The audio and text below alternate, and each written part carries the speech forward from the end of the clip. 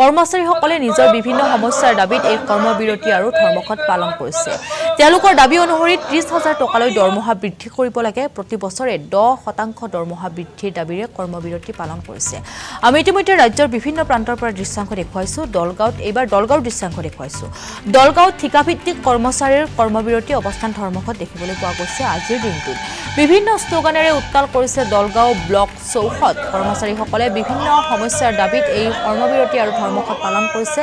তেওঁলোকৰ দাবী যে তেওঁলোকক ৩০,০০০ টকালৈ দৰমহা বৃদ্ধি কৰিব লাগে। তাৰ সমান্তৰালকৈ প্ৰতি বছৰে 10% দৰমহা বৃদ্ধিৰ দাবীৰে কৰ্মবিৰতি পালন কৰা তেওঁলোকক দেখিবলৈ পোৱা গৈছে।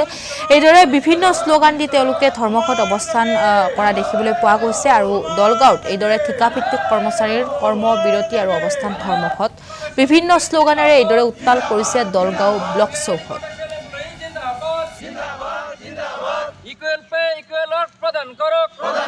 ৰাজ্যখনৰ প্ৰতিখন জিলাৰ লগতে দৰং জিলাৰ দলগাঁও শিয়ালমাৰী উন্নয়ন খণ্ডৰ সমূহ কৰ্মচাৰীসকলে আজি এই অৱস্থান কাৰ্যসূচী আমি ৰূপায়ণ কৰিছোঁ।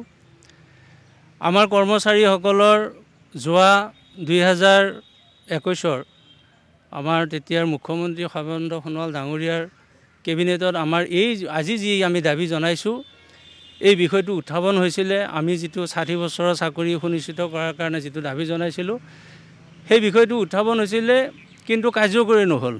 পৰৱৰ্তী সময়ত গভৰ্ণমেণ্ট যদিও সলনি হ'ল, মুখ্যমন্ত্ৰী আমাৰ হিমন্ত বিশ্ব ডাঙৰীয়াৰ নেতৃত্বত যোৱা 5টা বছৰে কিন্তু আমি আমাৰ অসমৰ পঞ্চায়ত মন্ত্ৰী বিভাগীয় আমাৰ যিসকল নেকি আমাৰ নেতৃবৃন্দ আছে আমোলা তেখেতসকলক লগ ধৰিছিলোঁ, কিন্তু তেখেতসকলে কেৱল আশ্বাস প্ৰদান কৰিছিল কিন্তু কাৰ্যকৰী কৰা নাছিল। বিভিন্ন সময়ত আমাৰ ৰাজ্যিক কমিটিয়ে আমাৰ লগ ধৰিছিলে, কিন্তু তেখেতসকলে কাৰ্যকৰী নকৰাৰ কাৰণে আমি উপায়বিহীন হৈ অনিশ্চয়কৃত স্বত্বেও আমি আজিৰ এই কাৰ্যসূচী ৰূপায়ণ কৰিছোঁ। এই কাৰ্যসূচী আমাৰ যোৱাকালিৰ পৰা আৰম্ভ হৈছে। আজি আমাৰ দ্বিতীয় দিন, অহাকালিও চলিব। তাৰপিছত আকৌ আমি কাৰ্যসূচী আমাৰ সিদ্ধান্ত মৰ্মে যদি আমাৰ দাবী আসাম টক্স আপোচবিহীন অসম কণ্ঠ।